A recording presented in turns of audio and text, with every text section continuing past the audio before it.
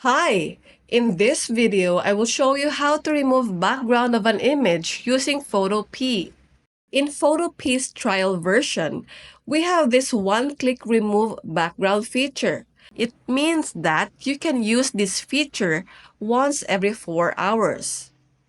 So we have an image of an apple here with a white background. To remove this white background, go on the Select tab and then click on Remove BG. And automatically, in just one click, the white background of the apple was already removed. After removing the background, just save the image in PNG file.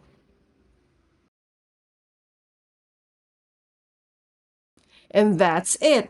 For more videos like this, hit the subscribe button and click the notification bell so that you get notified for our new uploaded videos. See you next time!